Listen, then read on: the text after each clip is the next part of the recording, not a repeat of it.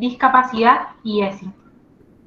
Para este encuentro vamos a contar con la exposición de dos profesionales que trabajan en el tema. La idea de esta charla es poder debatir sobre la Ley de Educación Sexual Integral y conocer la importancia de esta herramienta dentro de nuestras aulas, no solo para nosotras como estudiantes, sino también como futuros y futuras educadoras. Conocer la ESI, saber cuáles son sus incumbencias, el porqué de su importancia, como así también debatir sobre los desafíos que se presentan hoy en la educación, en torno a la misma, en algo de lo que queremos ver hoy. Es algo en realidad de lo que queremos ver hoy. Principalmente el abordaje de esta herramienta con personas con discapacidad y cómo puede ser de gran ayuda para la prevención y para detectar situaciones de abuso y violencia. Bueno, aprovechando este espacio en donde se encuentran presentes estudiantes, dejarles la invitación para el día viernes 23 de octubre a las 18 horas al espacio por la ESI que hemos estado trabajando, que es un lugar de encuentro y acción por la educación sexual integral en los distintos espacios que transitamos y en donde proponemos formaciones e intervenciones para poder llevar a cabo la promoción de los derechos, ya sea en la facultad, en los barrios y en las escuelas. Así que el que esté interesado, va a estar el link de inscripción en el chat.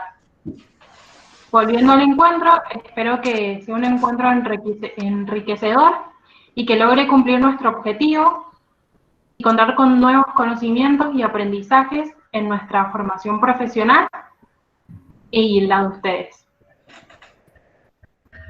Buenas tardes a todos, mi nombre es Florencia, soy estudiante de Pedagogía Terapéutica, también en la Universidad Nacional de Cuyo, en la Facu de Educación. Y bueno, antes de que comencemos con las expositoras, nos gustaría recordarles cómo se va a desarrollar la charla. Cada expositora va a tener 40 minutos para llevar a cabo su exposición y una vez que hayan finalizado, habrán 20 minutos para poder realizarles algunas preguntas. Ustedes podrán hacerlas por medio del chat, tanto Agus como yo vamos a estar atentas a las preguntitas, tanto aquellos que se encuentran en esta reunión por Google Meet, como aquellos que están viendo la transmisión a través de Facebook. También les recordamos que esta charla está siendo grabada para que luego quede colgada en el canal de YouTube de las chicas de Sur. Este encuentro nos acompañan Ábate, Daga, Marta, María, ella es licenciada en Psicología, especialista en docencia universitaria de la Facultad de Filosofía y Letras. Además, es profesora de la Cátedra de Psicología del Desarrollo de la Facultad de Educación. Ha sido directora de diversos proyectos referidos a la educación sexual integral y también es autora de numerosas publicaciones en libros y revistas científicas referidas a la temática. Por otro lado, también nos acompaña Castro Martín María Marta. Ella es sexóloga educativa, especialista en género y discapacidad. También es directora de Estímulos Adecuados y Educar en Sexualidad, entidades dedicadas a brindar capacitaciones, y autora del libro Educación para la Salud Sexual de Personas con Discapacidad. Por último, les recordamos que estará presente el intérprete Marcela Mónica Bocio, a quien le agradecemos una vez más su participación. Ahora sí, le pedimos a la profe Ábate para comenzar esta charla, dar inicio a esto. Bien, comparto la pantalla nuevamente, así damos inicio. Díganme si ustedes están viendo. No, perdón. Perdón, tengo que iniciarlo desde aquí abajo. Perdón. Un segundo.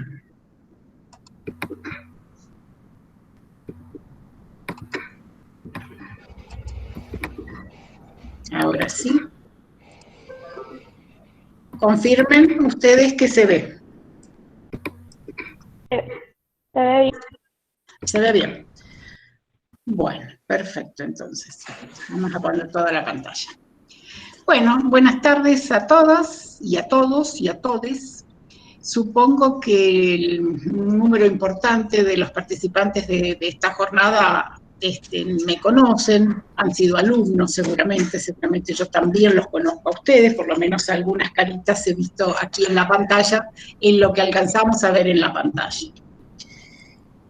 Y pertenezco a la Universidad Nacional de Cuyo y a la Facultad de Educación desde hace 30 años, y trabajando siempre en el terreno de la psicología del desarrollo, espacio curricular de la formación de todos los profesorados que se implementan en la Facultad de Educación, y desde ese lugar, desde el año 2006, o tal vez un poco antes del año 2006, iniciamos junto a otros profesores y luego paulatinamente alumnos, egresados y demás, una línea de investigación acerca de la temática de la educación sexual integral, que precisamente en el año 2006 se implementa, digamos, como espacio obligatorio en principio debiera ser en nuestra facultad, pero también para todo el resto del sistema educativo y con un alcance que debiera ser también para todo el país. Eso que iniciamos en el año 2006 tentativamente, intentando ver cómo podíamos empezar a profundizar la capacitación y la formación de nuestros egresados, futuros docentes, tanto en el ámbito de la educación común como de la educación especial, para brindar educación sexual integral, que es lo que estaba planteando esta nueva ley. El tiempo pasó, han pasado ya aproximadamente 15 años de la sanción de la ley, y hemos continuado de manera estable, permanente, la línea de trabajo en tanto capacitación y formación e investigación acerca del tema.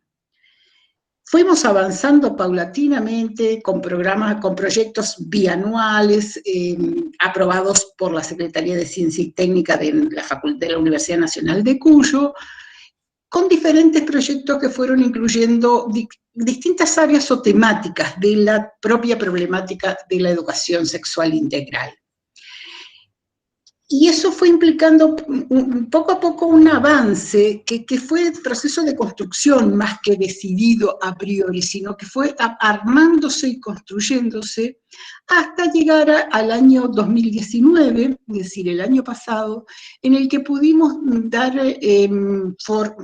formato y ya aprobación por parte del Consejo Directivo al Instituto de Educación, Sexualidad y Derechos como un organismo dentro de nuestra institución que tiene por objetivos específicamente el tema de la capacitación, la formación y la investigación en torno a esta temática en el seno de la Universidad Nacional de Cuyo y de nuestra facultad, la Facultad de Educación.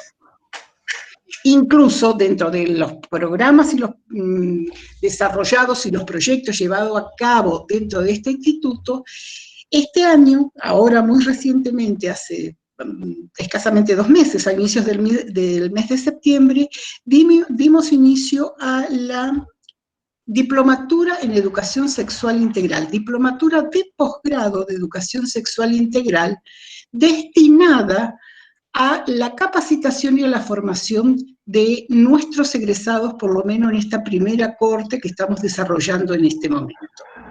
Y enseguida voy a justificar en el desarrollo por qué destinada, en principio, casi exclusivamente para nuestros egresados.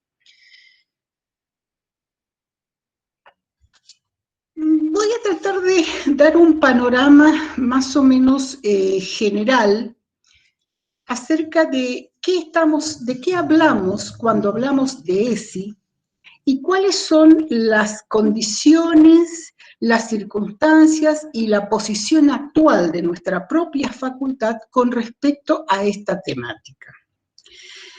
Cuando hablamos de ESI, estamos hablando de derechos y de deberes. De derechos para algunos, de deberes para otros.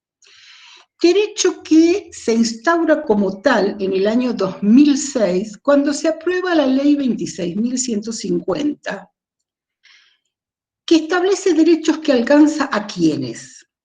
a los educandos, a todos los educandos del sistema educativo nacional que asisten a establecimientos públicos de gestión estatal o privada y desde el nivel inicial hasta el nivel superior de formación docente y de educación técnica no universitaria. Prestemos particular atención a esto, el alcance de esta ley. El alcance en términos de derechos y de deberes, desde el nivel inicial del sistema educativo hasta el nivel superior de formación docente. Es decir, desde un niño muy pequeño que está ingresando, por ejemplo, en el caso de la provincia de Mendoza, a un jardín maternal dependiente de los CEOs, por ejemplo, a los cuales se puede ingresar desde los 45 días, hasta el nivel de la formación docente, que es en la que están, creo yo, la gran mayoría de los asistentes y los asistentes a esta videoconferencia esta tarde.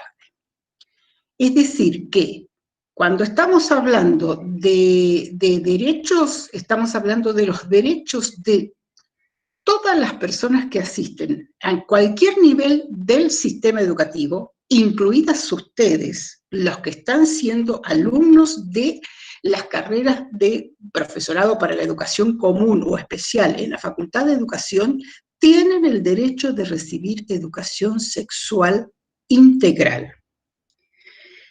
Lo que implica el deber de otros, ¿el deber de quién? El deber del Estado y de las instituciones del Estado que tienen precisamente la tarea de concretar la educación en cualquiera de los niveles, y en el caso específico de nuestra facultad, la formación y la capacitación de los docentes para la educación común o la educación especial.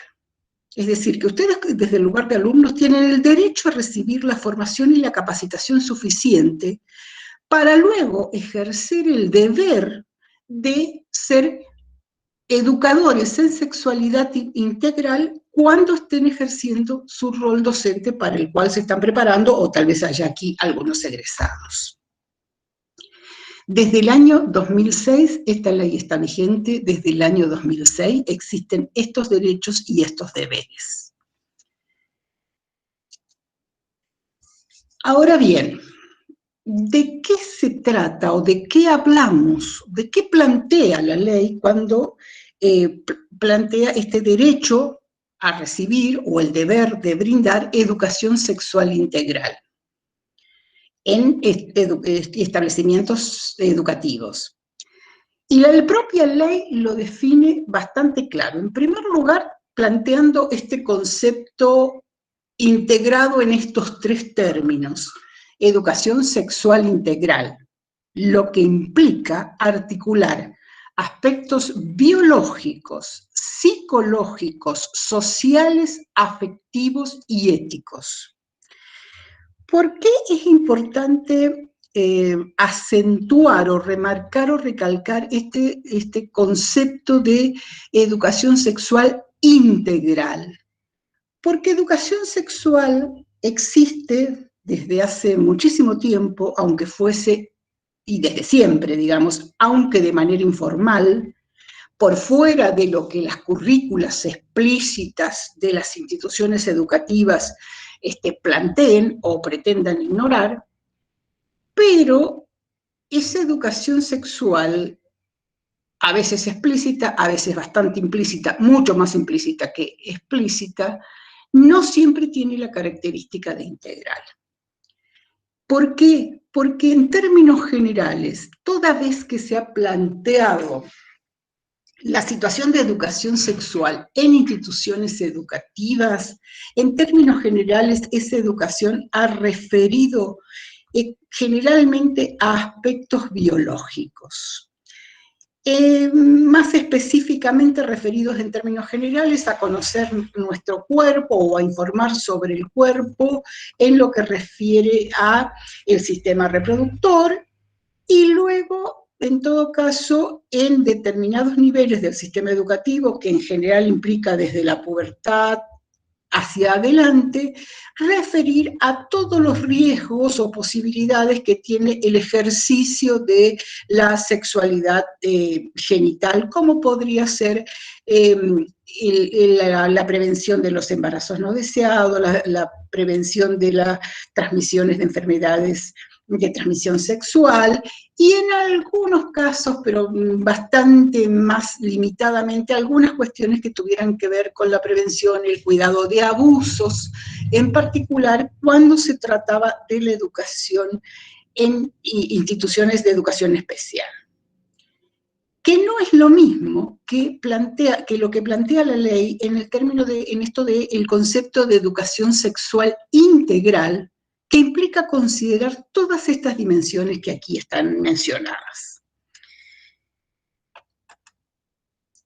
Para entender a qué refiere esto de integral y esto de las diferentes dimensiones que componen o que se articulan en la integralidad, es importante que partir de estas dos premisas que están planteadas aquí inicialmente. Por un lado, en primer lugar, distinguir muy bien la definición de estos dos términos.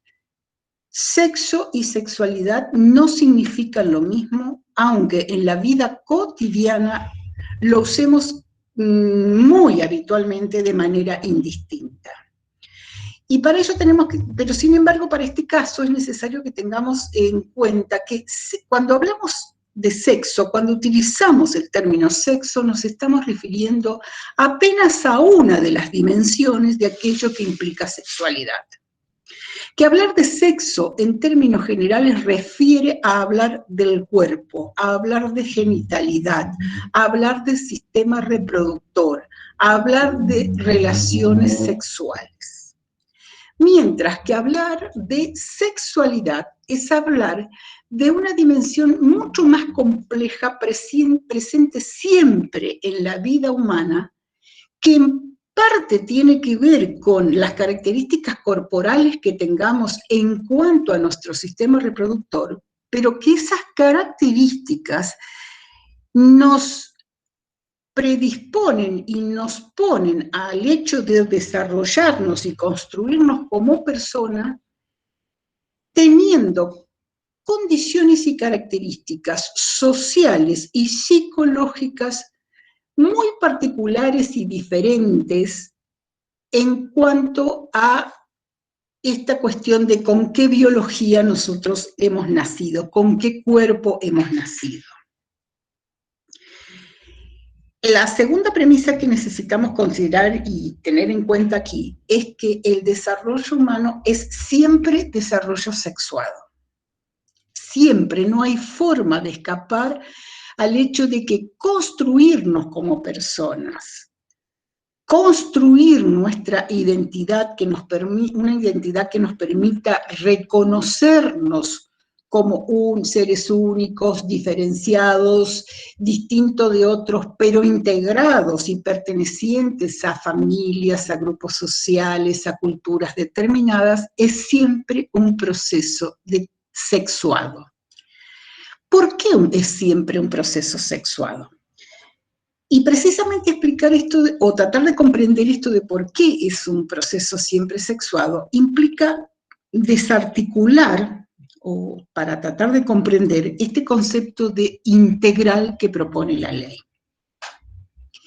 Y en principio, para entender comprender el concepto de integral, tenemos que empezar por admitir que toda vez que hablemos de sexualidad, vamos a tener que considerar diferentes dimensiones que se articulan y se complementan de manera imposible de separar unas de otras, pero que a los fines de la comprensión aquí lo presentamos de esa manera.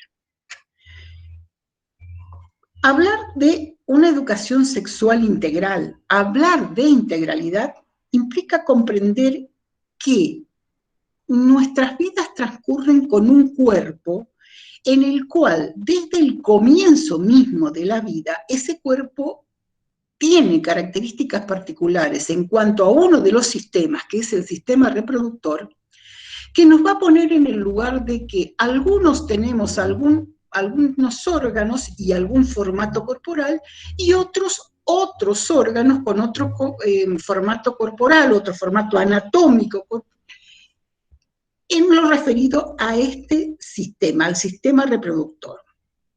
Es decir, que desde la perspectiva externa, desde la percepción, va a tener que ver con genitales con unas características o genitales con otras características. Esa condición biológica con la que nacemos implica que, como nuestro proceso de desarrollo y nuestro proceso de construcción como personas, de construcción de nuestra identidad, siempre va a ser posible y únicamente posible en el marco de un grupo social, de una institución social, dentro de un grupo social, dentro de una cultura determinada. Esa cultura va a asignar a los cuerpos, a cada uno de los tipos de cuerpos, una posibilidad de que ese desarrollo acontezca en términos de al menos dos posibilidades, al menos originariamente, de dos posibilidades o dos formatos que tienen que ver con que si nacimos con el cuerpo correspondiente a un macho, desde la perspectiva de la cultura, la asignación va a ser que nuestro proceso de construcción va a tener que dar como resultado la construcción de un varón. Y existe todo un formato social y cultural con cierto grado de universalidad y generalidad, pero también con montones de detalles específicos propios de cada grupo social, incluso hasta de cada familia, por la cual nuestro proceso de desarrollo y de construcción como personas va a tener que coincidir y va a tener que ir armándose como el de un varón. Mientras que en el caso de que el cuerpo se corresponda con el de una hembra, biológicamente una hembra, la cultura tendrá preparado toda una serie de dinámicas, mecanismos y formatos por las cuales se irán moldeando o modelando cómo esa nueva vida tiene que construirse y desarrollarse desde el formato de lo que la cultura estipula para ser mujer. Estos formatos culturales acerca de cómo construirnos en varones o en mujeres es lo que se corresponde entender o definir con el concepto o el término de género. El concepto de género refiere a las categorías socioculturales por las cuales se definen qué características debemos tener mujeres y qué características deben tener varones, en principio correspondiente con los cuerpos con los que hayamos nacido. Digo en principio, e incluso el término aquí está escrito en plural, digamos, al concepto singular está agregado el plural, porque no siempre existe la correspondencia de el cuerpo con la asignación de género cultural. No siempre todos nos vamos a identificar exactamente con el género asignado por el cuerpo que tenemos, sino que muchas personas no se incluyen, no se pueden identificar, no se sienten perteneciendo a esa categoría, y entonces la situación será la de transgéneros. A pesar de tener un cuerpo de macho, puedo sentirme y vivirme como, identificarme como mujer, o a la inversa. En esos casos de lo que estamos hablando es precisamente de las situaciones transgéneros, es decir, de no correspondencia del cuerpo con el formato cultural asignado a ese cuerpo. Y por eso está en plural, porque los géneros no son solo, las únicas posibilidades genéricas no son solamente la de ser varón o mujer. Esto puede ser transgénero, pueden haber otras alternativas. Los formatos culturales establecidos de cómo ser varón o cómo ser mujeres, a los que son muy difíciles de escapar, se los denomina estereotipos de género, es decir, son concepciones sociales acerca de cómo debería ser una mujer por el hecho de tener un cuerpo que debería corresponderse con ese formato.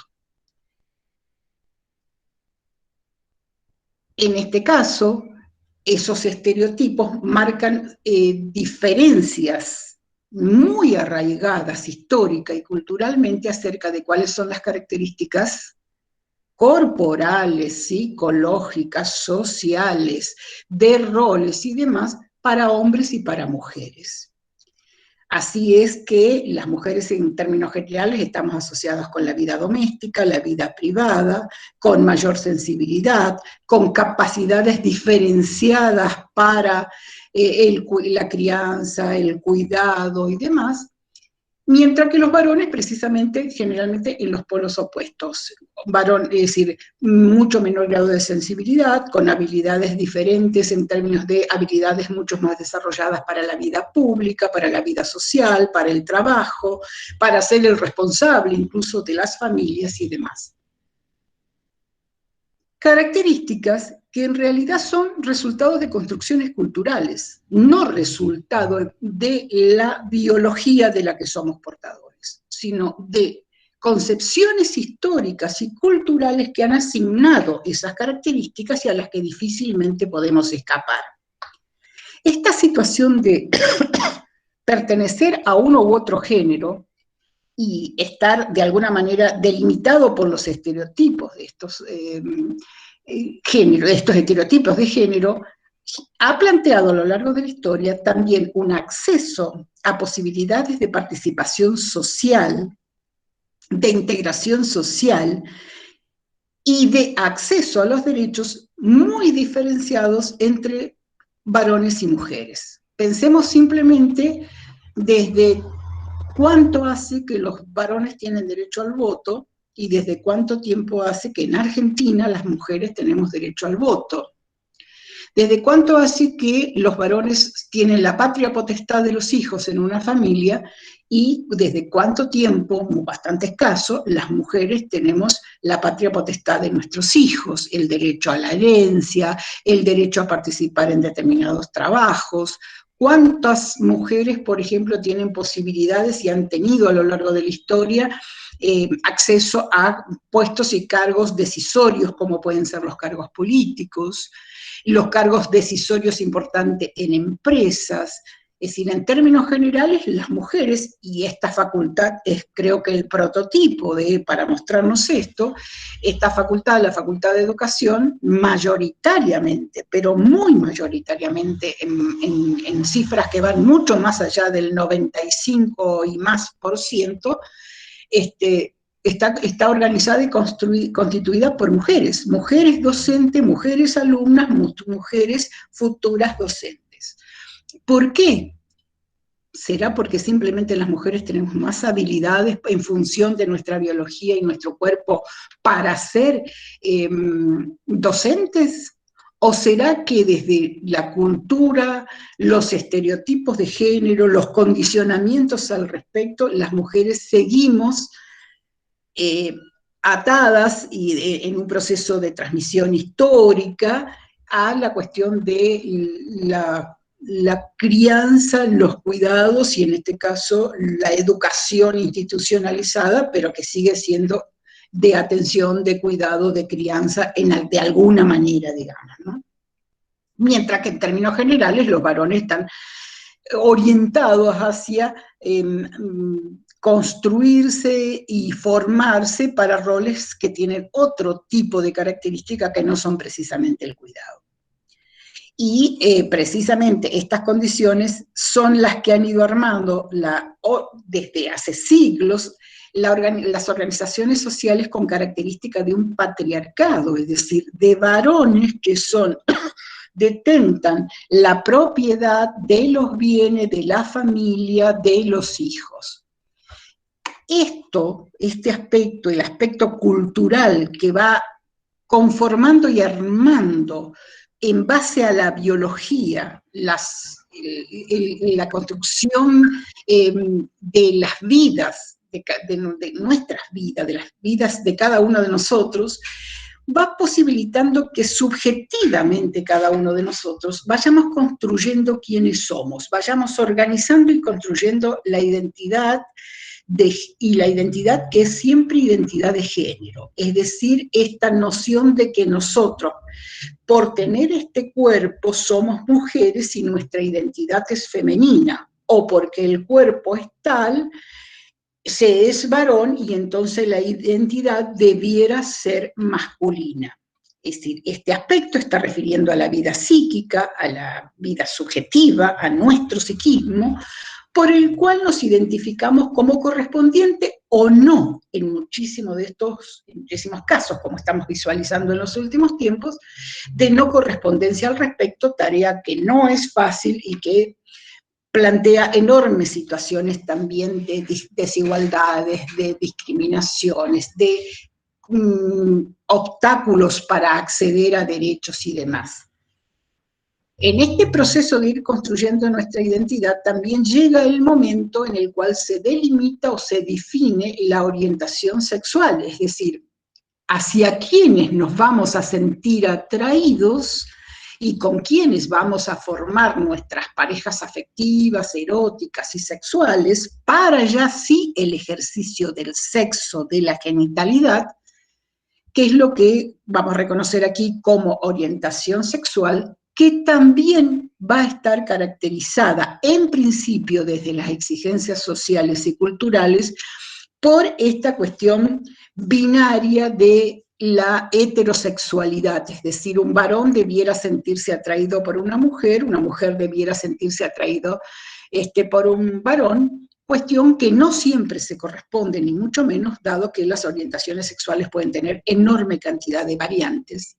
Y entonces la condición y la característica de este proceso de construcción de las identidades personales está caracterizado esencialmente por la diversidad. Vuelvo entonces sobre el concepto o la idea de lo integral que propone la Ley 26.150. Cuando la ley plantea educación sexual integral, lo que está planteando es que esa educación debe tener como contenido aspectos que tengan que ver con la biología, aspectos, y por lo tanto se hablará de sexo, de sistema reproductor, de genitalidad, de desarrollo al respecto corporal, pero también incluirá la consideración de todos los aspectos que refieren a la cultura.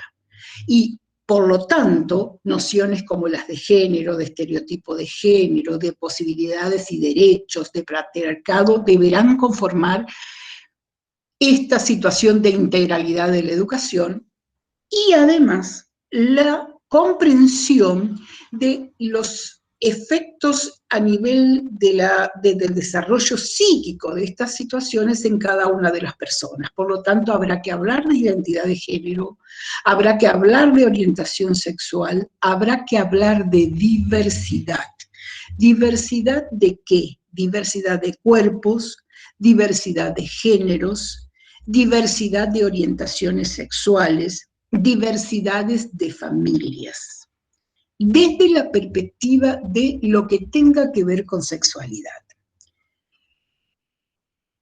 Bien, cuando la ley plantea a quienes alcanza la misma, es decir, los derechos para quién, en la ley no está presente ningún término, ninguna palabra que haga referencia a personas portadoras de algún tipo de discapacidad. Eso es una cuestión que podría interpretarse o leerse de dos maneras.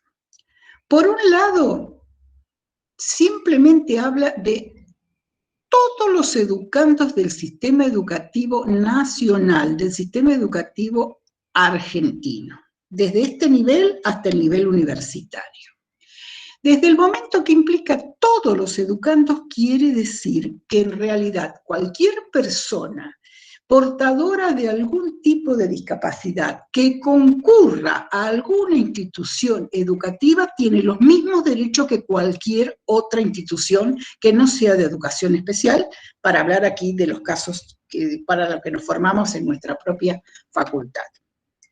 Por lo tanto, visto así, mirado así, implica que en realidad no debería, en principio, por qué existir ninguna mención específica a educación especial o a personas con discapacidad.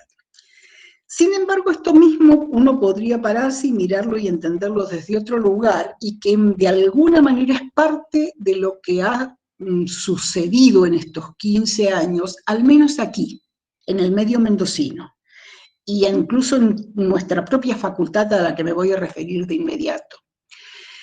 Porque la no mención específica de la educación especial y de personas con discapacidad, de alguna manera también deja, mirado desde otro lado, una cierta posibilidad a que quede invisibilizada, que es una de las críticas que uno puede hacer y escuchar frecuentemente respecto a esto. Y, por ejemplo, para referirnos a nuestra propia facultad, pensemos que nosotros tenemos 5 profesorados. Un profesorado para el nivel inicial, un profesorado para el nivel primario, para la educación primaria, y 3 profesorados para la educación especial. El profesorado para personas sordas, el profesorado para personas ciegas y el profesorado para personas con discapacidad cognitiva y o motora. En el proceso que transcurre desde el 2006 hasta la actualidad, que son 15 años, la Facultad de Educación modificó todos sus planes de estudio, es decir, de los 5 profesorados que acabo de mencionar. Y los modificó entre el año 2012 y 2013. Es decir, que hacían 5 años, casi 6 años en otro caso, que la ley estaba vigente. Por lo tanto, el diseño curricular, ese nuevo diseño curricular de estos profesorados debiera haber contemplado forzosamente, si no obligatoriamente por ley, la inclusión de todo aquello que tuviera que ver con la educación sexual integral orientada hacia la capacitación y la formación de los futuros docentes, no solamente para ustedes en calidad de personas que deben recibir educación en sexualidad, sino que además deben ser formados y capacitados para brindar educación en sexualidad cuando ejerzan su rol. Sin embargo, en la modificación de los planes de estudios ocurrió lo siguiente.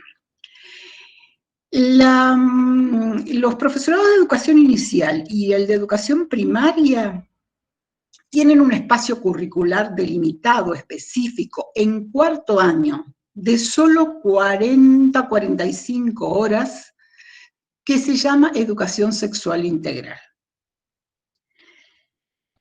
Es un logro, antes no se tenía en los planes de estudio, contempla de alguna manera esto y respeta lo que plantea la ley, pero al mismo tiempo no del todo, porque la ley plantea que la educación sexual integral debe ser transversal.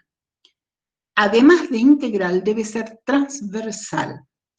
Es decir, que en todas las áreas disciplinares y todas las asignaturas que ustedes cursan en la facultad debiera trabajarse, aprenderse, leer, discutir, plantear sobre alguno de estos aspectos que acabo de mencionar antes, que son los que refieren al concepto de integralidad, por supuesto, visto desde la perspectiva específica de la disciplina que esté involucrada en esa asignatura. Eso, en general, la investigación que nosotros terminamos el año pasado sobre los planes de estudios y sobre las planificaciones de todos los planes, de los 5 planes de estudio, demuestran que eso no ocurre así. La propia entrevista a los egresados y a los alumnos de los últimos años que realizamos el año pasado demuestran que esto no es así.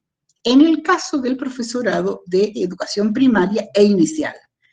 En el caso de los otros 3 profesorados para la educación especial, no existe, no se incluyó, a pesar de fuertes discusiones que hubo cuando se trabajaron los planes de estudios, no se incluyó ningún espacio específico que se refiera a lo que la ley plantea. a brindar educación sexual integral y a capacitar para la educación sexual integral. No existe tal espacio en ninguna de las 3 carreras, y tampoco existe, según la investigación que nosotros terminamos el año pasado, esa transversalización que debiera existir en el resto de las asignaturas a lo largo del 1º al 4º año, que tal vez si esto ocurriera tal como debiera ocurrir, podría suplir la falta de algún espacio específico al respecto. Sin embargo, para estas 3 carreras, tal situación no aparece, no está presente, y entonces, 15 años después de aprobada la ley, la formación y la capacitación para que los docentes que van a trabajar con personas sordas, ciegas o con discapacidad cognitiva o discapacidad motora, no reciban en nuestra institución la formación, ni la educación, ni la formación para lo que la ley establece.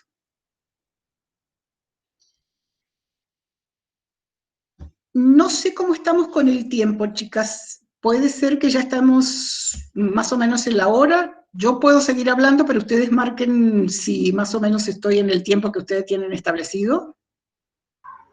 Sí, profe, le quedan 5 minutos. 5 minutos, bien.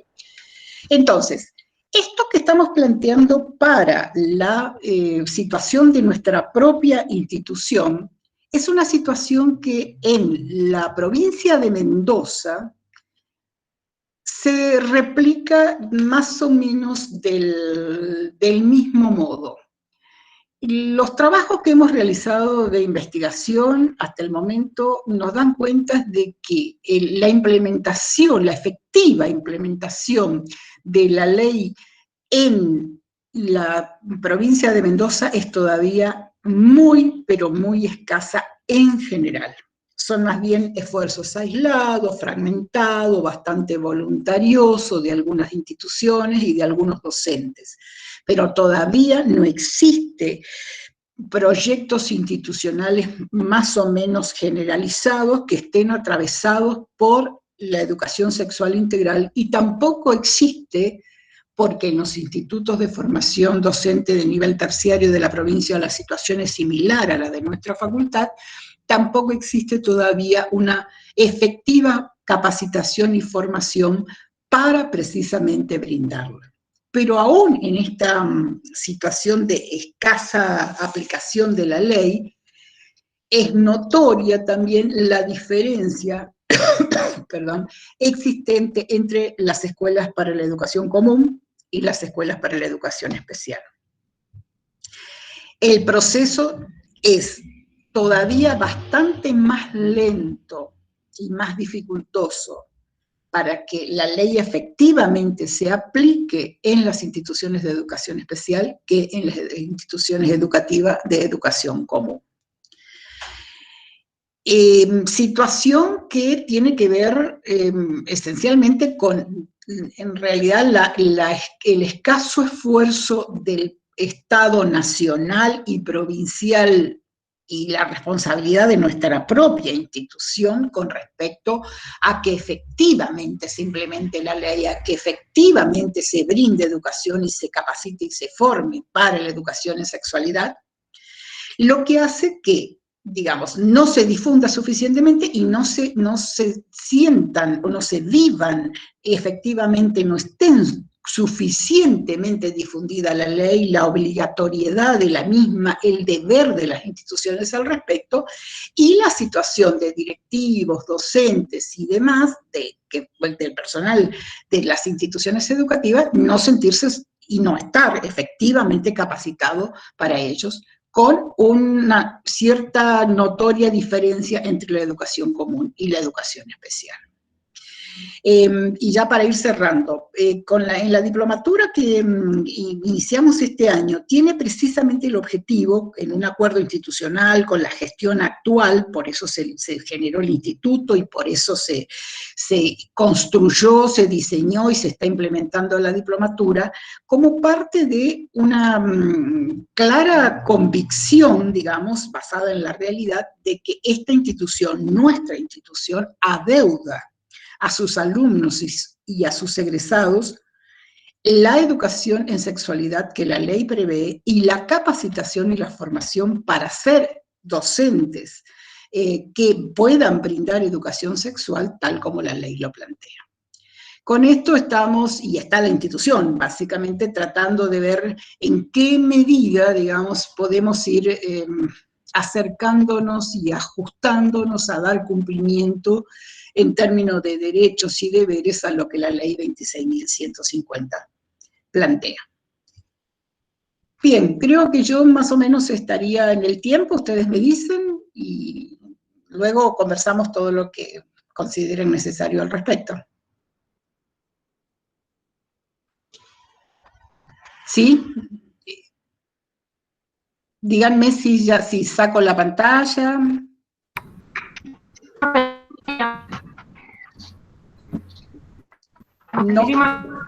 No escucho, se escucha muy entrecortado. Que estaría en el tiempo. Ahí fue mejor. Un poco mal. Estoy en tiempo, saco la pantalla, ¿sí? Bueno, profe. Bien. Un segundo que voy a sacar la pantalla y así. Ahí estoy, sin la pantalla.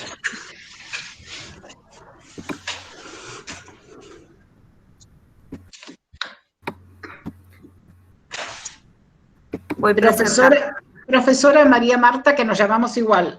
Usted de Buenos Aires, ¿verdad? Bueno, de Buenos Aires. De Buenos Aires. Bueno, habrá escuchado un poco de la realidad de mendocina, digamos, y de nuestra propia realidad que somos la institución, digamos, ¿no? De la que sí, ¿qué tal? Un gusto. Bueno, en realidad es lo que pasa en muchas provincias. Yo recorro mucho nuestro país dando capacitaciones en educación sexual y discapacidad y no quedan exentas otras provincias, otras ciudades, o sea, es lo que suele ocurrir. Porque no sé si las chicas que están, creo que había algún varón por ahí. Antes de que presentes la pantalla, Noelia, quería mostrarles algo para que sepan, porque me da tal vez la sensación de que no sé si conocen todo el material que hay del Programa Nacional de Educación Sexual, pero les quiero mostrar que, a ver si puedo presentar yo lo que estuve buscando mientras vos, Marta, hablabas, para que ustedes tengan esto que me parece interesante, que es este material que se llama Es parte de la vida, material de apoyo sobre educación sexual y discapacidad para compartir en familia. Si bien la ley es del año 2006, el primer material que sacó el Ministerio de Educación dentro del programa Educación Sexual Integral fue este material de apoyo sobre educación sexual y discapacidad para compartir en familia, que es a través de un convenio que hizo el Ministerio de Educación con el Ministerio de Educación de Uruguay. Entonces, bueno, acá hay algunas cuestiones que tienen que ver con esto, ¿no? Que Marta nos estaba hablando, ¿no? Sobre, bueno, qué es la sexualidad, esta cuestión de los géneros, qué enseña la escuela, bueno, y mitos, ¿no? Actitudes, cuestiones que hacen a las personas con discapacidad, ya sea en la infancia como en la adolescencia, algunas recomendaciones específicas para niños y niñas con discapacidad intelectual, auditiva, discapacidad visual, física, parálisis cerebral. Bueno, esto es un material que se puede pedir, está online, así que ahora les voy a compartir el link para que lo tengan, para que lo puedan descargar, y con este material se puede, digamos, armar talleres con las familias, poner sobre la mesa el tema de la sexualidad en las personas con discapacidad, ¿no? O sea, decir, bueno, mira, es del Ministerio de Educación, no es un invento mío, o sea, está la Ley de Educación Sexual, y el Ministerio de Educación sacó este material para que trabajemos. Entonces, nos es más fácil acercarnos también a las familias. Y acá les voy a dar otro link que tiene que ver con la segunda parte de este material, pero que lo sacó Uruguay. Y ahora espero que el gobierno, que el Ministerio de Educación vuelva a hacer estos ajustes para poder tener ese material. Ahí les compartí el link, ustedes van a tener que buscar, está ahí en PDF, dice es parte de la vida 2. Bueno, un material también, ¿no? Que aborda más el tema de la adolescencia y que está más enfocado para docentes, digamos, de la escuela media, pero que nos sigue sirviendo para educación sexual y discapacidad. Me parece que está bueno que también tomen contacto con estos materiales que tienen, que están diseñados específicamente para las personas con discapacidad y que se llaman Es parte de la vida, ¿sí?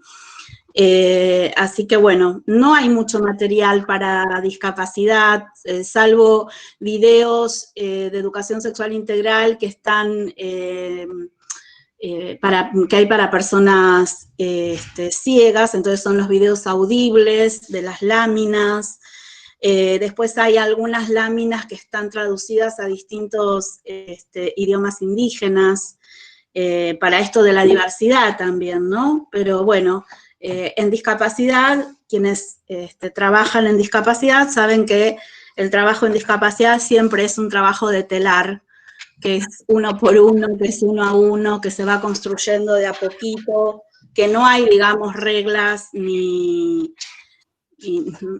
métodos mágicos, que es un trabajo del día a día, ¿sí? Bueno, ahora sí, entonces podemos compartir el material que mandé, que me resulta más fácil si los compartís vos, porque así yo puedo ir viendo la imagen y voy charlando. Ahí lo ven bien, ¿no? Bueno, para mí es muy importante que, digamos, que podamos entender y saber que la educación sexual integral es un apoyo súper necesario para el desarrollo de la autonomía, ¿no? Cada una de ustedes, cada uno de ustedes, si hay, no sé si es mixta la charla, pero cada uno, cada una, tiene un proyecto de vida. Y ese proyecto de vida está atravesado, como dijo Marta hace un rato, por la sexualidad. Y que tengamos una educación en esa sexualidad colabora a que tengamos ese proyecto de vida. Para poder llevar adelante ese proyecto de vida, necesitamos tener una vida lo más autónoma posible, ¿sí? Proyecto de vida es esta decisión de decir voy a estudiar, por ejemplo, ¿no? Y para ir a estudiar uno necesita de diferentes apoyos, de tener el dinero para viajar. Bueno, acá en Buenos Aires el viaje siempre es complicado, entonces por ahí ustedes viven cerca de la universidad, pero acá para ir de casa a una universidad tal vez hay que tomarse 2 transportes. Bueno, desde el dinero, desde la ropa, desde el dinero para los apuntes, tiempo para reunirse y demás, bueno, esto tiene que ver con la autonomía, ¿no? El poder viajar solo, poder viajar sola, cómo yo, ¿no?, genero mi dinero para utilizarlo, invertirlo en este proyecto de vida que es estudiar. Bueno, entonces, ¿cómo colaboramos con la educación sexual para que una persona con discapacidad también pueda llevar adelante un proyecto de vida? Entonces, en este punto es súper interesante poder tomar la educación sexual integral como un apoyo más.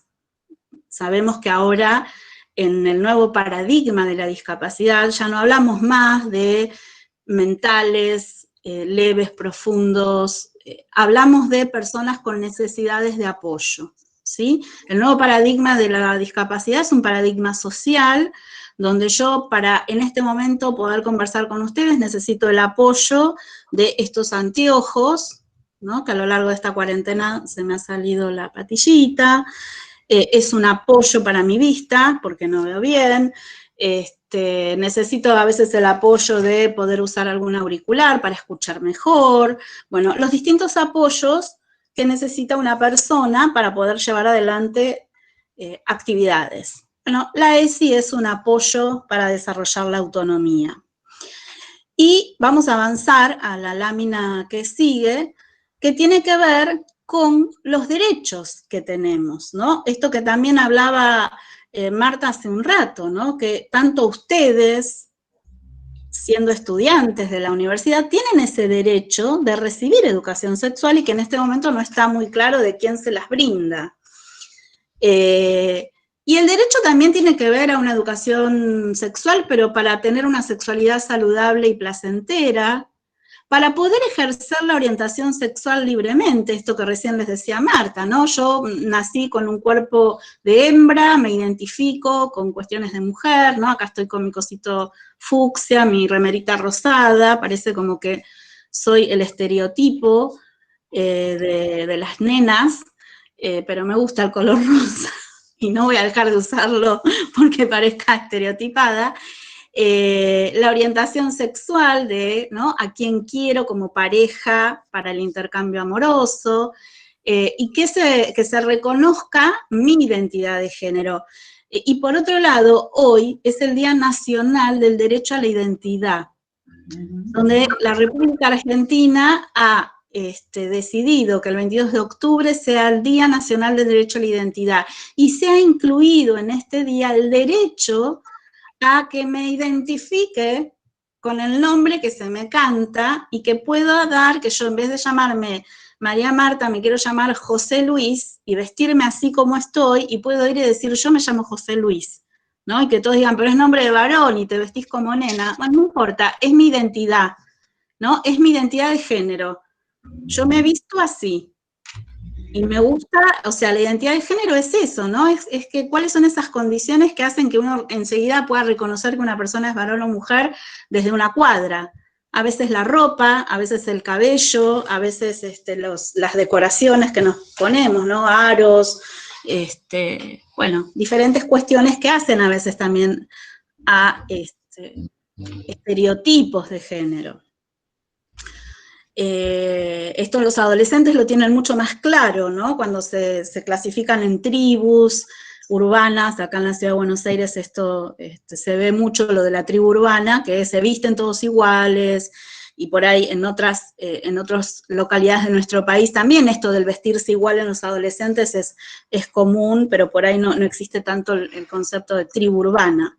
Bueno, la cuestión es que la persona con discapacidad le pasa exactamente lo mismo, o sea, tener una desorganización neurológica que haga que yo no pueda escuchar, o no pueda ver bien, o no pueda caminar bien, o no pueda comprender conceptos aritméticos, no significa que mis órganos sexuales internos y externos crezcan y se desarrollen. No significa que la capacidad de amar esté obturada, y no significa que no pueda elegir cómo me quiero vestir. El tema con la persona con discapacidad es que esos derechos les son obturados desde el vamos, ¿sí? Desde la gestación, ahora que se puede ver si una persona tiene o no discapacidad, por ejemplo, y al momento de nacer, ya no se piensa más en qué le voy a regalar, sino que se piensa en tratamientos, se piensa en estimulación temprana. Casi que desde el vamos se desexualiza a esa persona, porque ya no importa si le regalan el babero rosado, celeste, o blanco, o lila, o que venga la adolescente de la familia con un babero verde, y diga, no, va a tener el babero verde que diga, viste, derecho al aborto, apenas nació. O sea, ya eso no importa, porque lo que importa es saber dónde vamos a estimular. Entonces, esta cuestión del nombre, de que va a jugar a, de que el proyecto de vida es que se parece a, nadie quiere decir que se parece a la abuela o al abuelo o al tío o a la tía, porque nadie se quiere identificar con esa persona con discapacidad que acaba de nacer. Entonces es un tema muy doloroso, pero real. ¿Qué pasa? Avanzamos entonces con la diapositiva y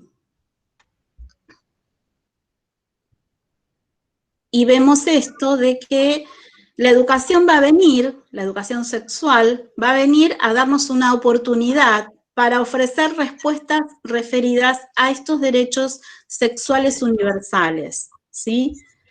Existe lo que se llaman los derechos sexuales universales, pueden buscar así por Google, que todas las personas tenemos esos derechos y que están contemplados dentro de la Organización Mundial de la Salud en lo que se refiere al concepto de sexualidad. Entonces, es una posibilidad de hacer visible el derecho de las personas con discapacidad. Vamos a pasar a la que sigue para ir tomando así como conciencia de a poco. Uy, esta casi ni la veo, pero en este punto tiene que ver con, no sé si ustedes la pueden ver bien. ¿Sí? Sí. Ah, bueno, porque yo la veo muy chiquitita. No, está bien, pantalla no. Acá dice, Silvia tiene 30 años, es una persona con discapacidad intelectual, desea tener novio, desea tener un hijo, desea vivir solo, ¿sí? Y la mamá puede preocuparse por pensar si Silvia va a poder conseguir un novio, ¿no? Tener relaciones sexuales, quedar embarazada, piensa que no va a poder cuidar un bebé, ¿y qué hace para que Silvia no quede embarazada? O sea, generalmente las familias te dicen, no quiero que sufra.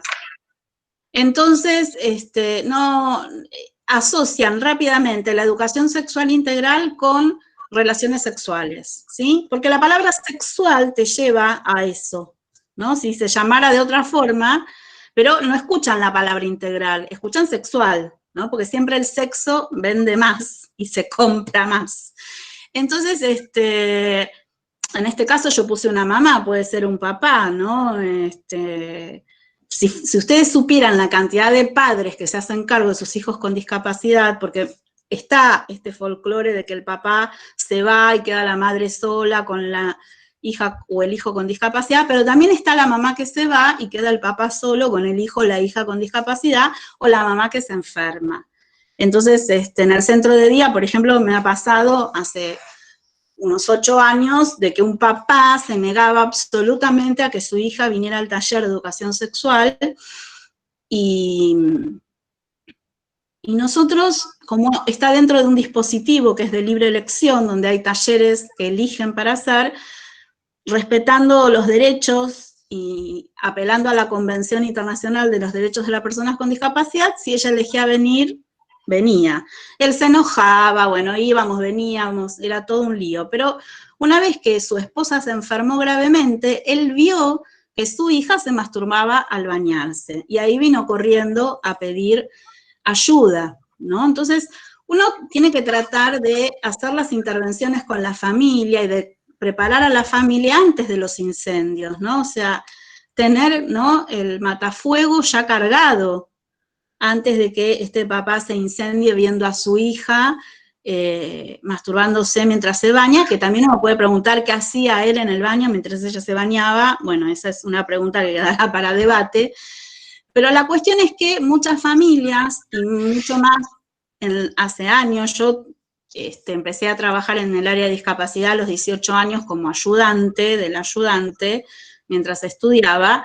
Ya llevo 38, casi 40 años trabajando en el área, he visto de todo, y cuando yo empecé a trabajar, la masturbación se medicaba, se ataban las manos, se retaba, o sea, era una sexualidad medicalizada en las personas con discapacidad, se hacían ligaduras de trompa como si nada, si había que hacer un aborto se hacía, porque bueno, quedó embarazada, no sabemos cómo, no había tantos derechos como hay ahora.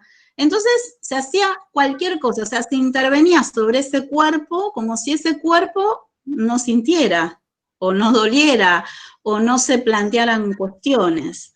Hoy eso está prohibido, porque tenemos la Convención Internacional de los Derechos de las Personas con Discapacidad, que nos dice que la persona con discapacidad tiene el derecho de conservar su fertilidad desde su nacimiento hasta las ganas que tenga o no de tener hijos, y no importa la discapacidad que tenga. Así como que tiene el derecho de unirse libremente en una relación afectiva, como casarse, como manejar su dinero, bueno, un montón de derechos que son más allá de ser varón o ser mujer.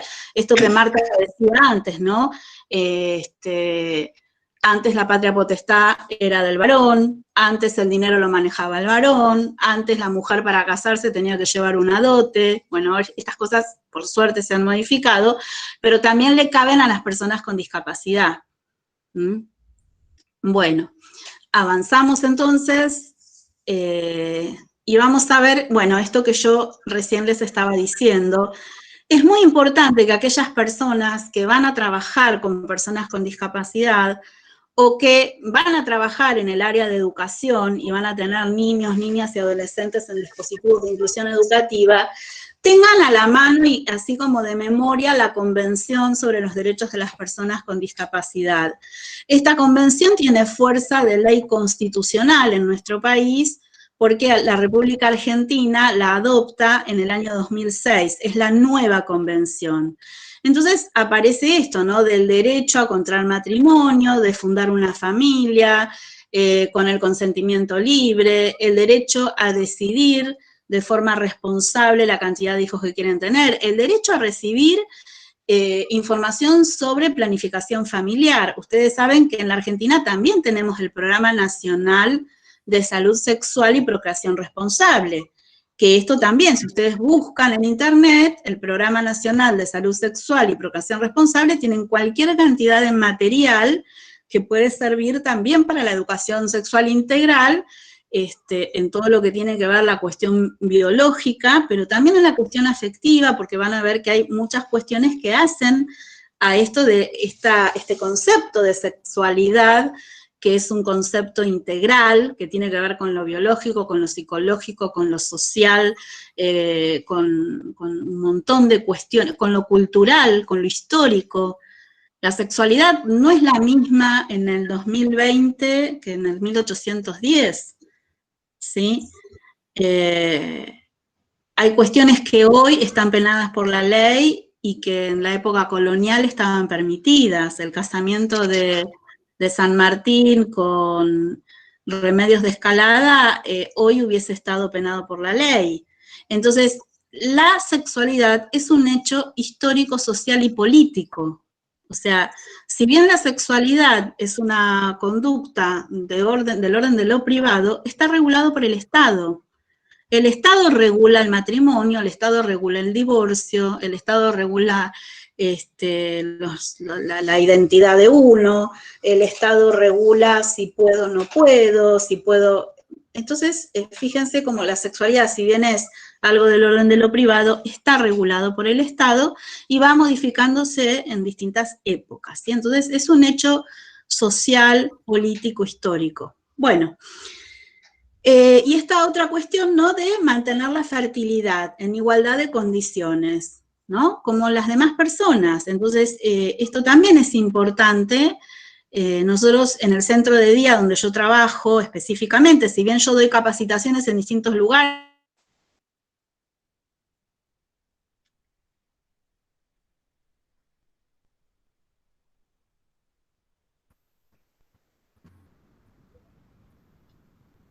Ay. Se salió. Sí. Ahí está. Ahí estoy, no sé qué toqué, chicas, perdón. Bueno, si bien esto de... Me quedé así, me perdí. Bueno, avancemos con la que sigue y ya me vendrá. No sé lo que se estaba por decir.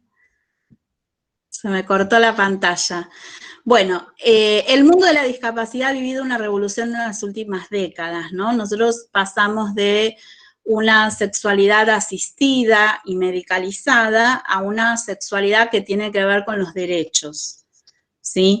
Esta cuestión de que muchas veces las familias... les decía que yo trabajaba en un centro de día, pero que también trabajaba, digamos, en otros lugares, y uno de esos es ASDRA, ¿no?, la Asociación de Síndrome de Down de Argentina, donde se ha abierto ahí también un espacio para la educación sexual, desde el programa de radio que tienen Somos Capaces, hasta los talleres que doy para niños, niñas, adolescentes, jóvenes y adultos con síndrome de Down. Y me costó, entre varios años, casi 4 años, que las familias de ASDRA comprendieran que la educación sexual se inicia desde el primer momento de nacido el bebé.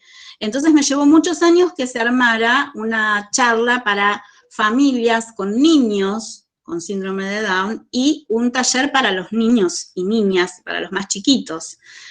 Y tal vez la primer persona que tendría que especializarse en educación sexual integral es la que va a hacer estimulación temprana, porque va a estar en contacto con ese cuerpo sexuado, con un cuerpo que siente, ¿no? Con un cuerpo que se erotiza.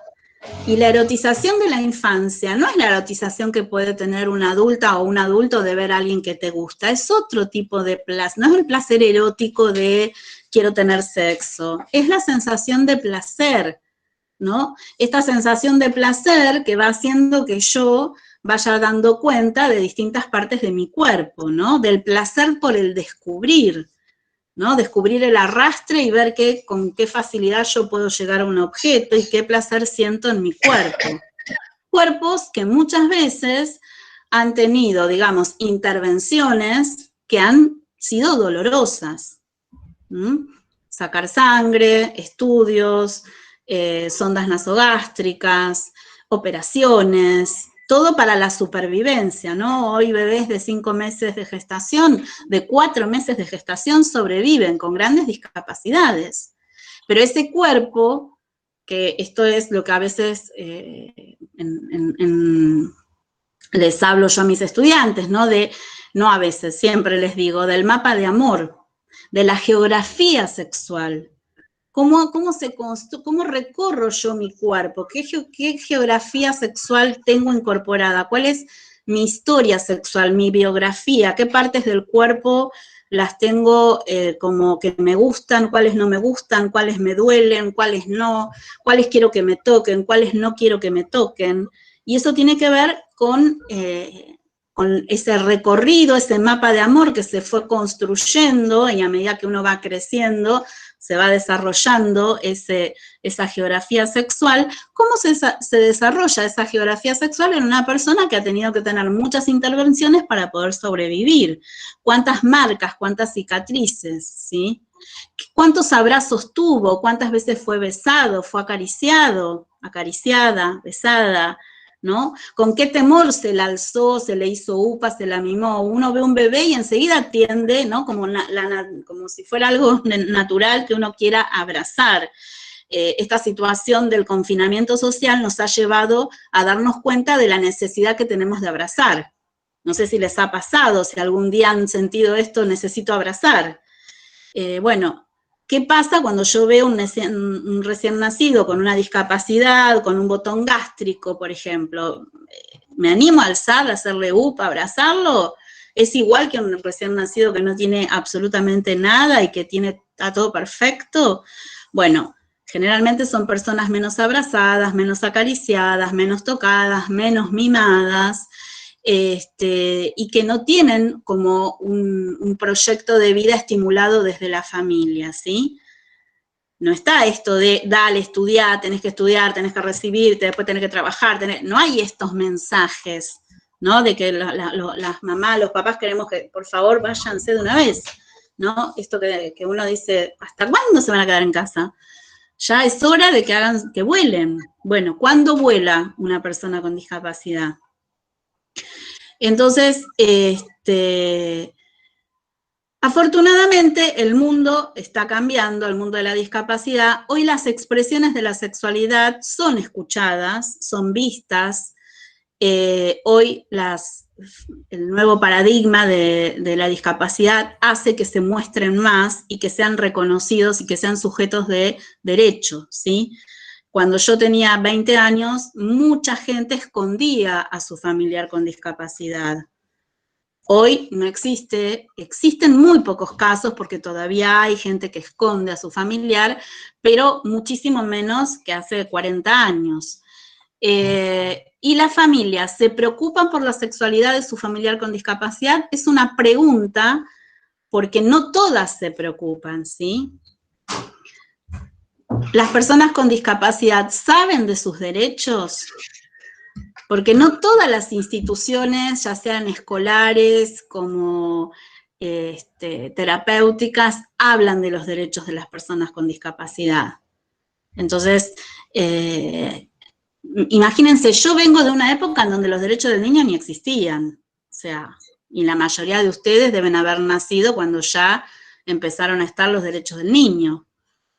Entonces, fíjense que estas familias que tienen un hijo de 30 o de 40 o de 50, por ahí ni piensan en los derechos de sus hijos, ¿sí? Entonces están ustedes, que son las personas que van a tener que bogar porque conozcan los derechos.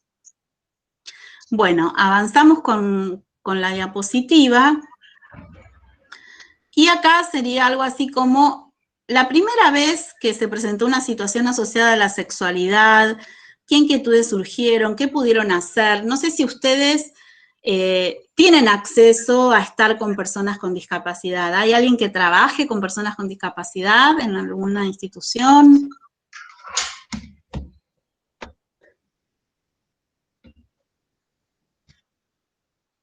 Es una pregunta para contestar. En un centro de día, Janina. Yo trabajo en un centro de día. Uy, buenas tardes, soy Janina. Sí, Compartir se llama. ¿Y tuviste alguna vez? 1 año y medio. Y sí, hemos vivenciado. ¿Querés contarnos? Sí, teníamos una... Sí, era una chica adolescente, donde, bueno, estaba experimentando, tenía un novio, la familia se oponía, ella tenía muchas dudas sobre su primera vez, y nada, fue muy complejo porque yo soy orientadora de sala, entonces teníamos que mediar entre lo que podíamos hacer y sobrepasar por la familia, y bueno, fue difícil manejarlo, pero bueno, se abordó con la familia igual, desde el área de psicología, bueno, un abordaje complejo.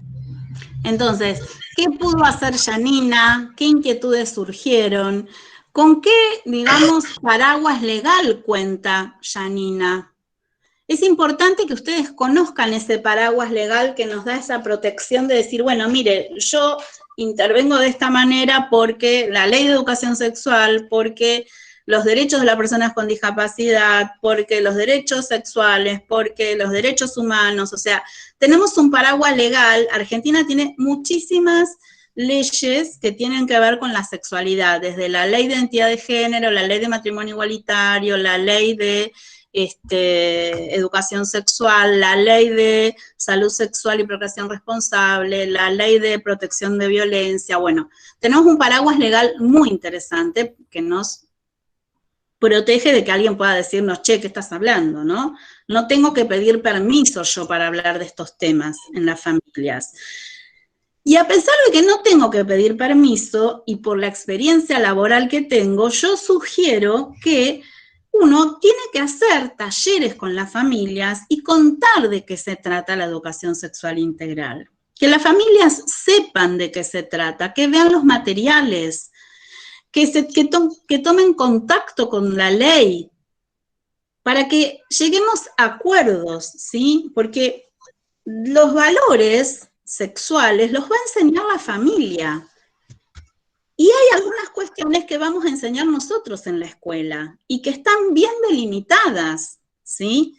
Están bien delimitadas en lo que es la currícula de educación sexual integral, el proyecto curricular, los lineamientos que hay para nivel inicial, para primaria, para secundaria.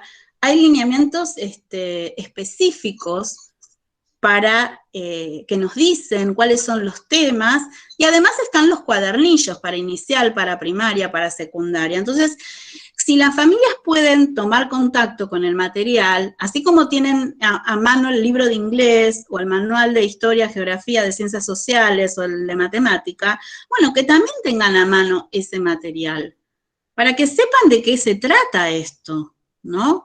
que no es que va a venir la docente o el docente a decir lo que se le canta, sino que hay un proyecto, ¿no? Y que, bueno, la escuela también tiene que incluirlo dentro del proyecto institucional, porque si no hay una decisión desde la parte directiva, es muy difícil para el docente, bueno, como decía Marta antes, ¿no? Estos proyectos aislados que hay, así como, bueno, intentos de algún docente, ¿no? Que se pone la camiseta de la ESI y sale a dar ESI, pero si no hay una decisión institucional, a veces al docente, a la docente se le hace más complejo, ¿sí? Porque no hay un apoyo desde lo que es la dirección.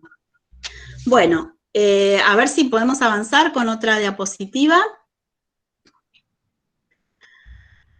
Bueno, esto también tiene que ver con el tema de por ejemplo, vos, Janina, que estás en un centro de día, ¿no? Cuando una persona con discapacidad comienza un tratamiento, ¿se tiene en cuenta su sexualidad?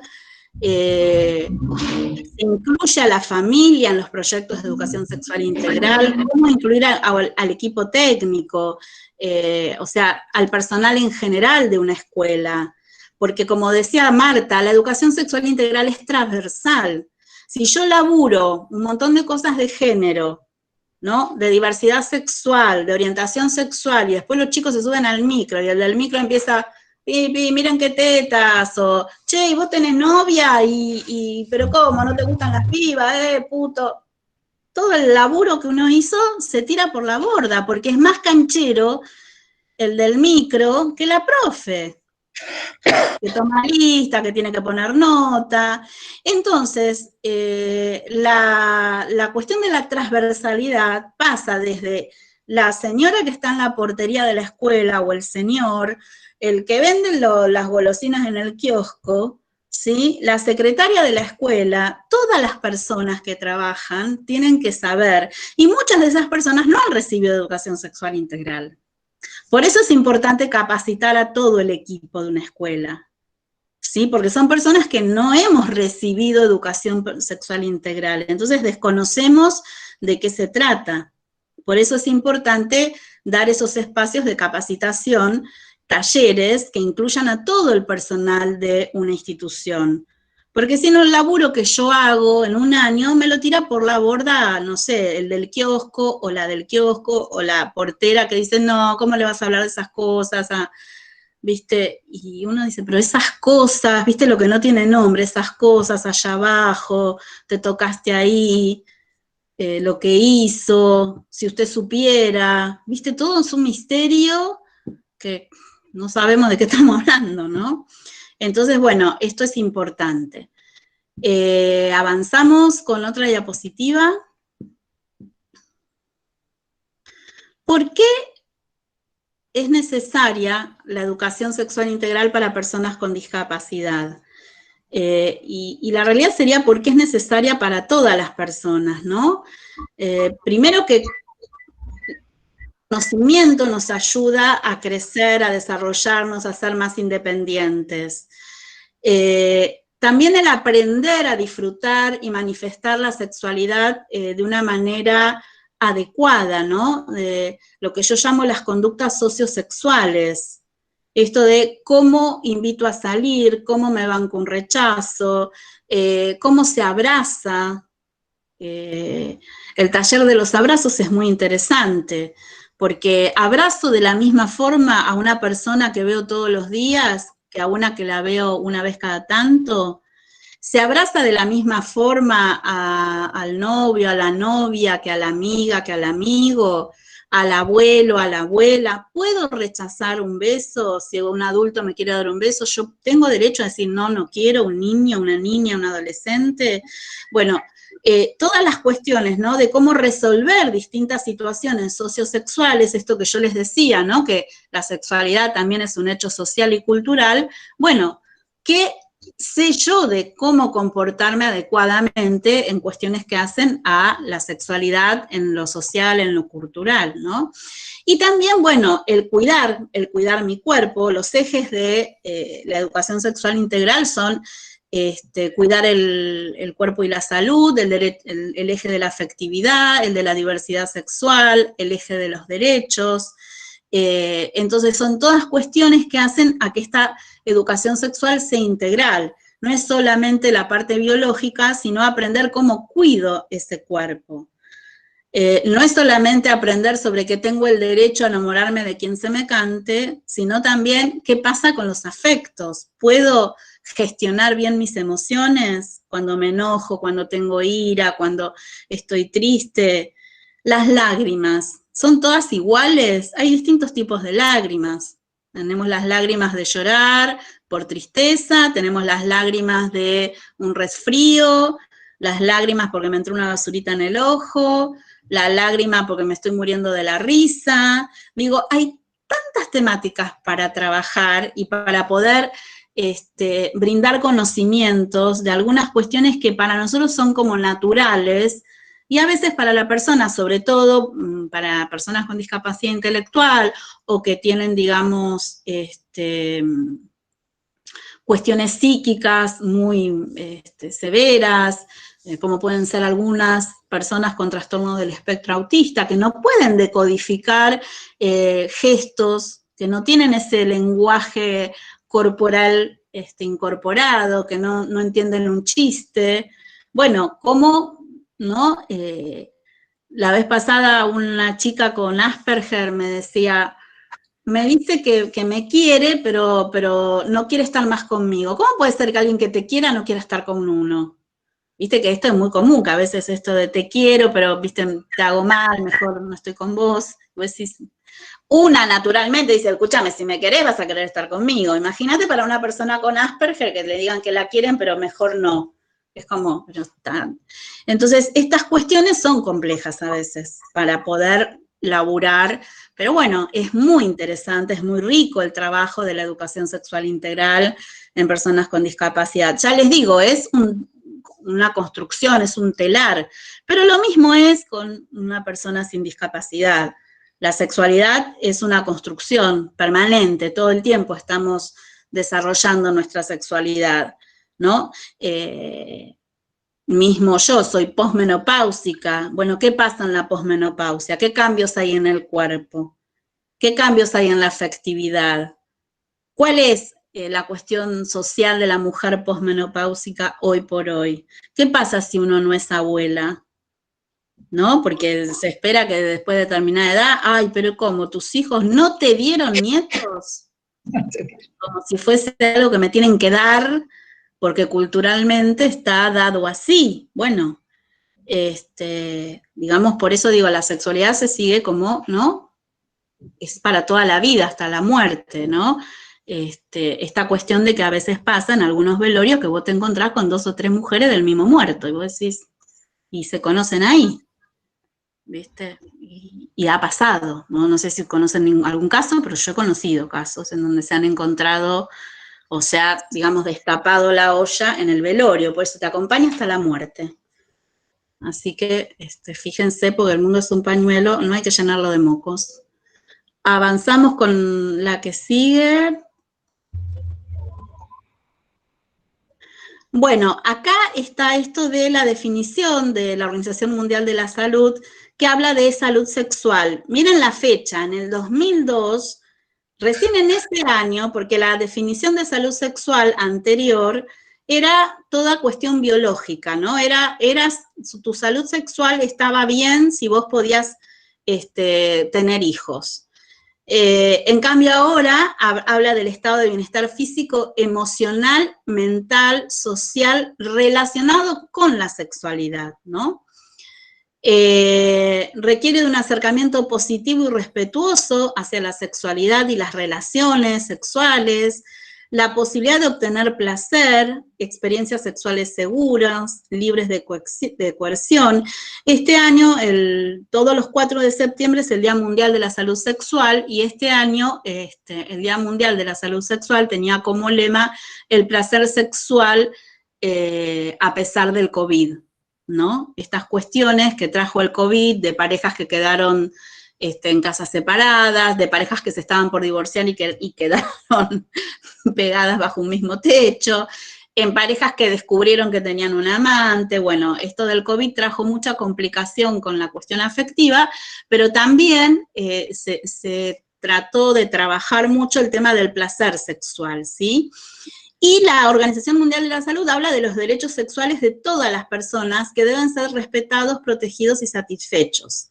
En la lámina que sigue van a encontrar la definición, ¿no?, de la Organización Mundial de la Salud para el término de sexualidad, que se refiere a una dimensión fundamental del hecho del ser humano que se expresa en forma de pensamiento, fantasías, deseos, creencias, actitudes, valores, actividades, prácticas, roles y relaciones. La sexualidad es el resultado de la interacción de factores biológicos, psicológicos, socioeconómicos, culturales, éticos, religiosos o espirituales. Entonces, la sexualidad se practica, se expresa en todo lo que somos, sentimos, pensamos y hacemos. Esto quiere decir que, aunque yo no quiera educar en sexualidad, solo con el no hablar estoy dando una educación sexual, ¿no? Cuando te dicen, en mi casa de eso no se hablaba, bueno, no se hablaba, te estaban diciendo mucho, ¿no? Te estaban poniendo un montón de prejuicios y de temores frente a la sexualidad.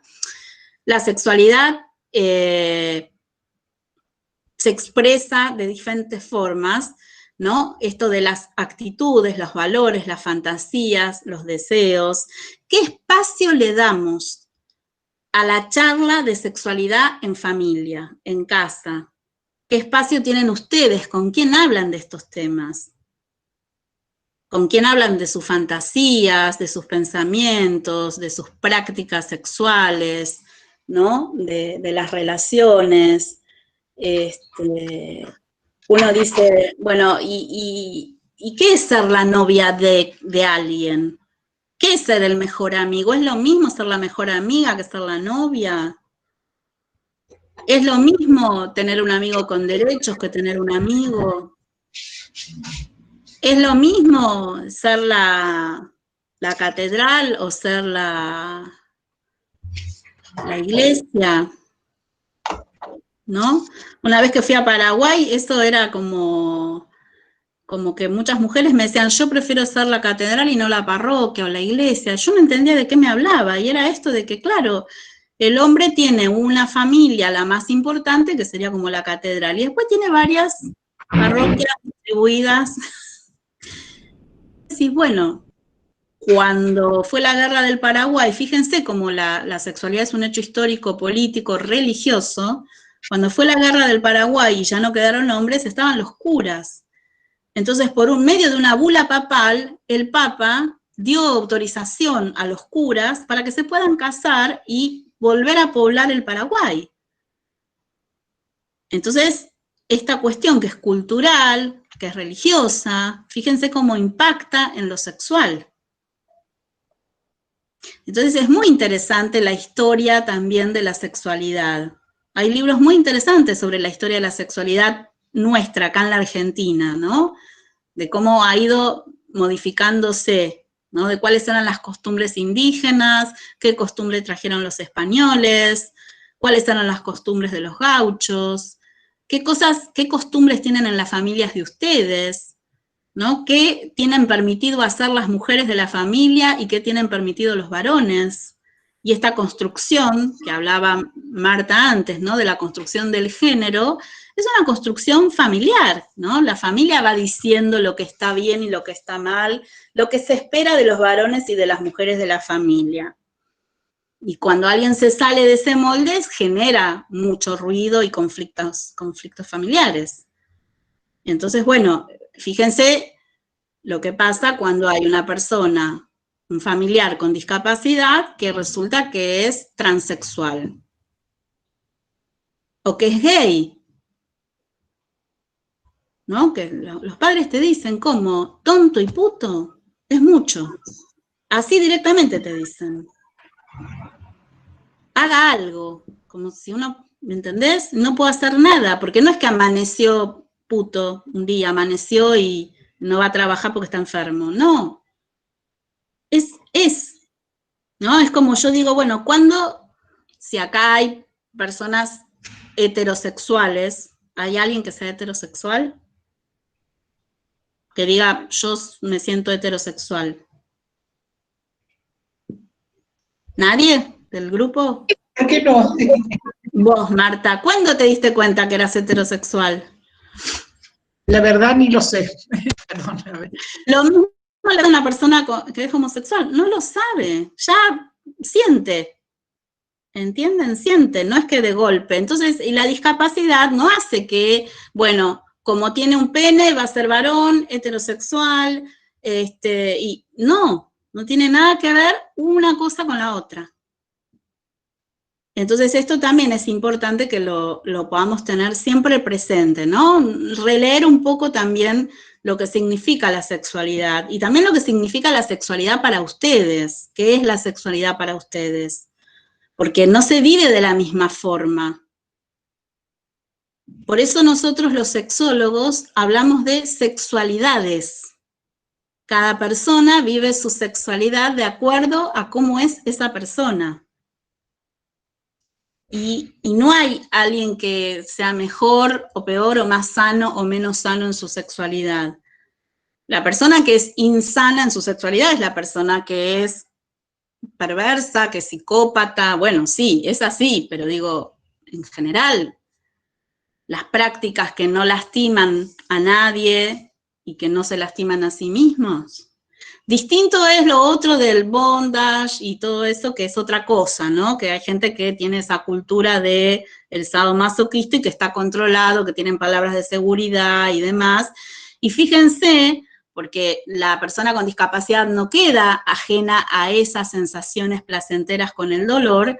Una vuelta me tocó atender una pareja que eran novios, eran dos jóvenes de 20 y pico de años con síndrome de Down, vinieron a través de ASDRA, a él lo trajo la mamá y a ella la trajo su papá, y venían porque no tenían con quién hablar estas cuestiones, donde ella sentía que él la apretaba mucho, que él la quería morder, que él quería hacer cosas que a ella no le gustaban. Entonces él me muestra en su celular unos videos en donde él veía a una chica vestida de odontóloga que atendía a un hombre y lo tenía ahí en el sillón con unas cosas gigantes así, y ella sentía placer y estaban desnudos. O sea, toda una práctica sadomasoquista. Y él me decía, a mí me gusta eso, yo quiero que ella me haga eso. Entonces él lo que hacía era, la mordía, la ahorcaba, la apretaba, la pellizcaba, para que mostrarle lo que él quería que ella le hiciera a él, ¿no? Como 50 sombras de Grey, más o menos, pero en la vida real y en el consultorio, ¿viste? Como muy complicado, porque vos decís, los padres vinieron, ¿entendés? Como, no, ¿viste? Porque queremos que les des una orientación, porque quieren tener relaciones sexuales, entonces, ¿viste? Como nos da cosa hablar nosotros, y ellos vinieron, estaban más allá de las relaciones sexuales. Él quería practicar sexo sádico, con síndrome de Down. Entonces, digo, esa es la realidad que nos toca hoy. Porque hoy por hoy todas las personas tienen acceso a un dispositivo que te abre a un mundo de 50.000 posibilidades para ver. Y no están ajenos a esto, como no están ajenos a los peligros, ¿sí? Entonces, bueno, por eso hablar de grooming, hablar de prevención de abuso, hablar de trata de personas.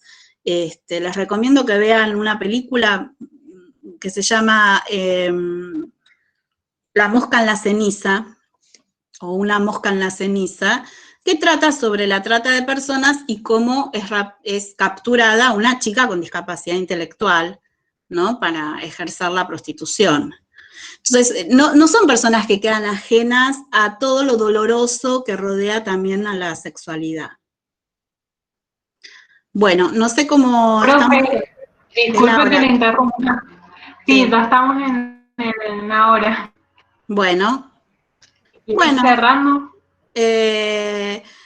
Sí, lo importante es esto, ¿no? Entender que la sexualidad es parte de la vida, como dice el libro de educación sexual para personas con discapacidad, que la sexualidad es algo dinámico, ¿sí? Que se va desarrollando a lo largo de toda la vida, que es importante cuando uno brinda educación sexual hacerlo con modalidad de taller, donde las personas puedan tener espacios para conversar, para intercambiar y hacer experiencias vivenciales, que la experiencia vivencial no es tener sexo, es decir, bueno, cuando yo pregunto, bueno, ¿quién tuvo alguna experiencia? Janina respondió, ¿no? Bueno, la cuestión es que sea así un intercambio, no es que viene la sexóloga y habla, sino, bueno, que sea un intercambio. Bueno, gracias,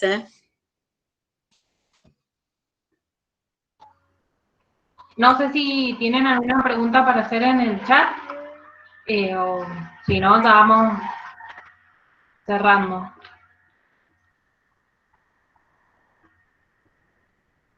Acá escribieron cuando estaba hablando la profesora Abate, que al no tener alguna asignatura específica sobre ESI en la carrera de intelectuales, y es de nuestro interés, ya que es fundamental en nuestra formación, debemos acudir a cursarla como materia electiva, y que es una lástima que no se incluya alguna asignatura dentro de nuestro plan de estudio.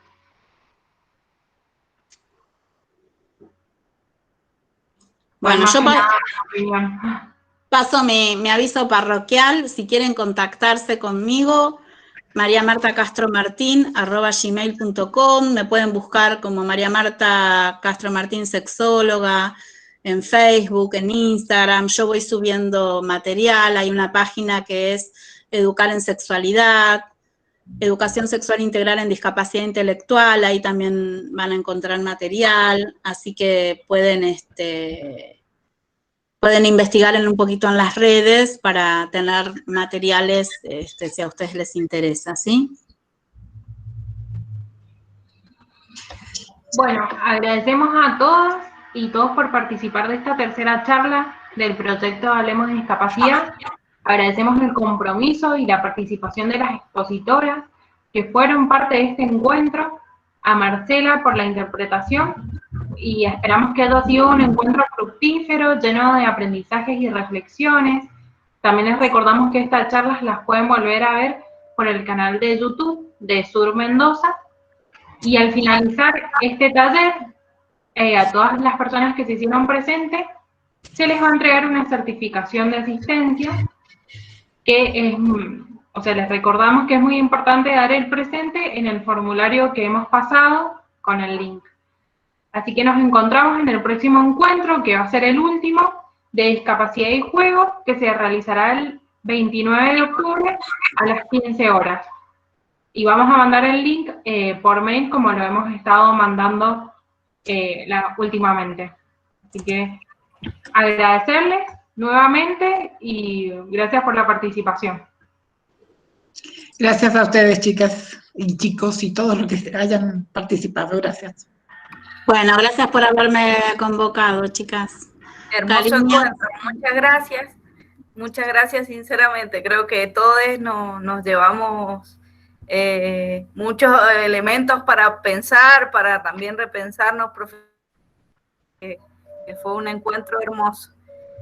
También les recordamos mañana, también creo que hablando en relación a la ESI, estamos iniciando un espacio de acción por la ESI para ponernos en red, básicamente, y bueno, poder seguir empujando para que la implementación efectiva se dé en todos los ámbitos. Así que bueno, están invitadas. Bien. Bueno, gracias.